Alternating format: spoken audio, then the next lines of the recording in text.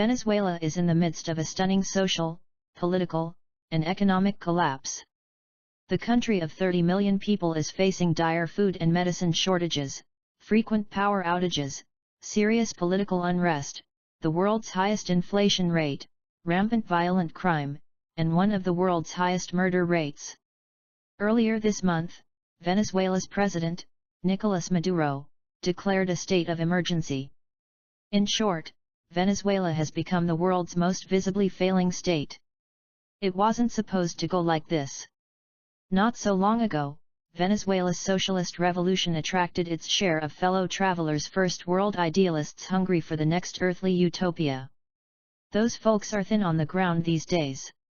Here, then, is the story of how a relatively wealthy, relatively sophisticated country suddenly imploded under the weight of its own terrible choices and why the worst may still be to come.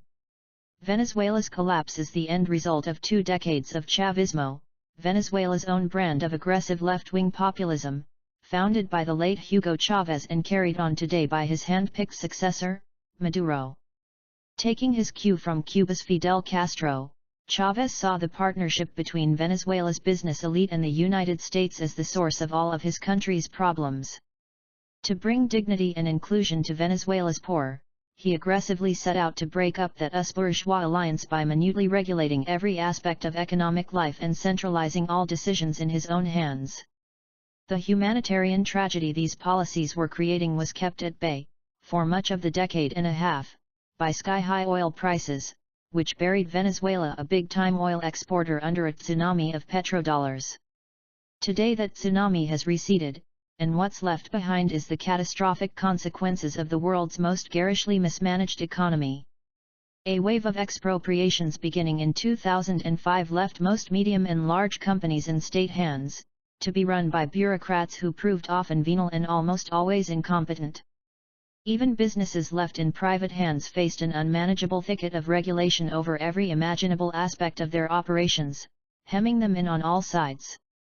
To take one example out of a million possibilities, it is now illegal for a dairy company to move raw milk from a collection center it owns to a processing facility it also owns 2 kilometers away without an explicit permit signed and stamped by a slew of government officials.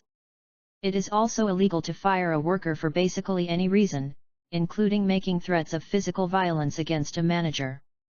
And, needless to say, it is illegal to set your own prices. The state does that, often setting them below the cost of production, especially for basic goods. Under such circumstances, even private firms are in essence state-run. The Venezuelan economy today is a kind of caricature of US Republicans' worst nightmares.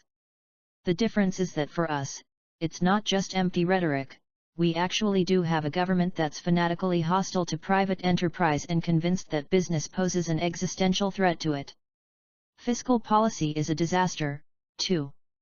Venezuela has been running enormous, unmanageable GDP deficits of more than 10% for years, even back when oil prices were high. Needless to say, it didn't bother to save when the takings were good, and so it now finds itself facing a kind of fiscal Armageddon. The government is so broke it can no longer afford to fly in the planefuls of fast depreciating Bolivar bills, the Venezuelan currency. It gets printed abroad.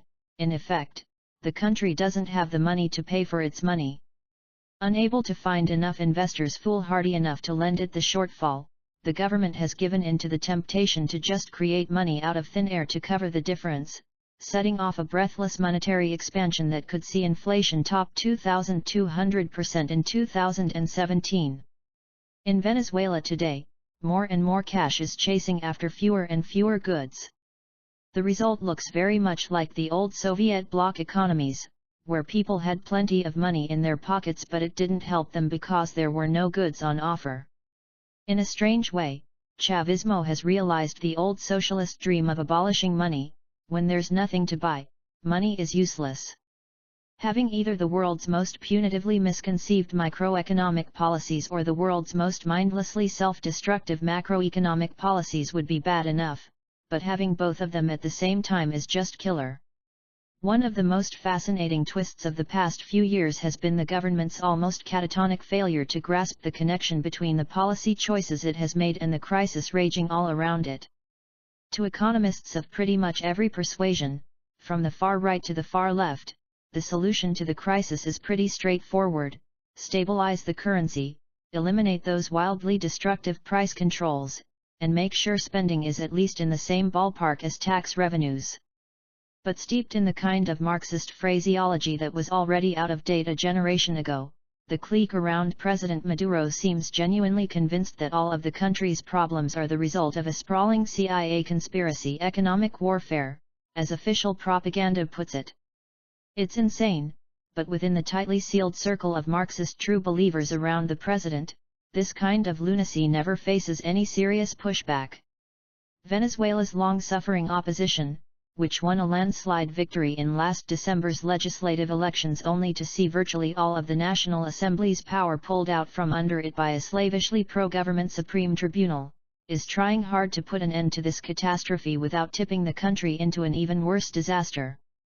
Venezuela's constitution, which Chavismo enacted in 1999 and began ignoring wholesale shortly thereafter, does allow for a recall referendum to cut the president's term short. The opposition has begun collecting signatures to trigger such a vote, only to face a wall of foot dragging from a government determined to hang on at least through January of 2017. The Constitution says that if Maduro is recalled after that, his vice president would finish out his term until 2019, rather than setting off a snap election. The government is therefore determined to stall, even in violation of the rules it unilaterally approved for the recall. The government is playing with fire. It's hard to overstate how volatile the social situation gets when you face critical shortages of food. With people forced to stand in line for 4, 5, 6 hours or more for basic staples, and even then sometimes leaving empty-handed, the social situation is combustible. So far, looting has been only sporadic and localized, and security forces have been able to stamp out disorder before it has spread. But there are more and more of these looting episodes, and Venezuela has traumatic recent memories of what happens when food riots spread into nationwide convulsions of violence and mayhem. Venezuela's armed forces are caught in the middle. Though never an especially formidable fighting force, they're still the best armed body in the country. Maduro has already militarized much of the country's security apparatus. The recent state of emergency decree leaves the country within a hair's breadth of martial law. As the social crisis escalates, the government is relying more and more on the army for help keeping control of the country. But while the military brass enjoys all the perks of life atop the revolutionary elite, the rank-and-file members are having just as much trouble finding food and medicine as everyone else in the country, turning the military into a kind of wild card, its loyalties too uncertain for anyone to know how they might react when push comes to shove. In a scenario where looting spins out of control and an order comes down to repress it with deadly violence, nobody in Venezuela can really be confident that the soldiers would do as they're told. It's just as likely that the military chain of command would break down, a possibility the brass is keenly aware of. Many Venezuelans, including many in the government itself, are convinced that the current crisis is leading inexorably to a coup attempt. Stuck between the current catastrophe and a government determined to block any peaceful outcome, someone, most often, in Latin America, a mid-ranking officer, is bound to rise up sooner or later. If and when that happens, Venezuela will hold its collective breath. Anything could happen, from a straightforward palace coup leading to a relatively orderly transition to, in the worst case, an open rift between more or less evenly matched parts of the military, leading to the kind of conflict you shudder to even picture. Even in the best of cases, though, where the military maintains its cohesion, a coup would be a calamity for Venezuela. For years, the strange, cult-like political movement that is Chavismo has invested huge sums to prepare for just such a scenario. The Chavistas have gone to great lengths to ensure that the hardest of their hardcore supporters are well armed and organized into effective irregular fighting forces. In fact, Venezuela may be the only country in the world with a government-funded and organized urban guerrilla force, set up proactively precisely to destabilize the country should the government that created it lose power. But that's Venezuela today, a country past the event horizon. We already have wartime levels of violence, even without a war. What happens if you mix an actual armed conflict on top of this reality doesn't bear even thinking about for those who still have friends and relatives there. Last week, protests turned violent in parts of the country where demonstrators demanded empty supermarkets be resupplied. And on Friday, the government said it would continue its truncated workweek for an additional 15 days. Continue reading the main story. There's been plenty of problems, but one thing I haven't seen until now is protests simply to get food, said David Smild, a Caracas-based analyst for the Washington office on Latin America, a human rights group, referring to the demonstrations last week. The growing economic crisis fueled by low prices for oil, the country's main export, a drought that has crippled Venezuela's ability to generate hydroelectric power, and a long decline in manufacturing and agricultural production has turned into an intensely political one for President Nicolas Maduro. This month, he declared a state of emergency, his second this year, and ordered military exercises, citing foreign threats.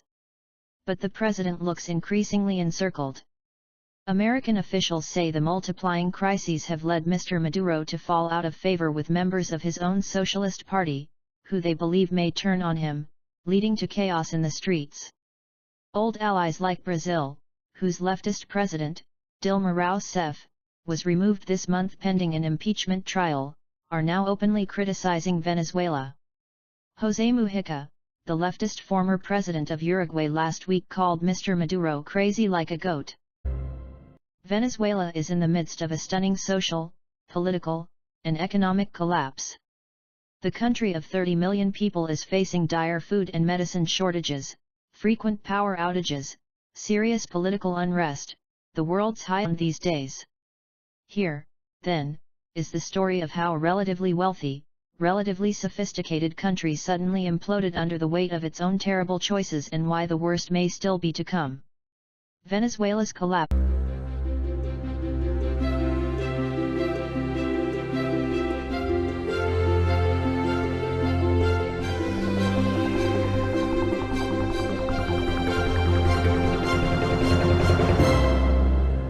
Visibly failing state.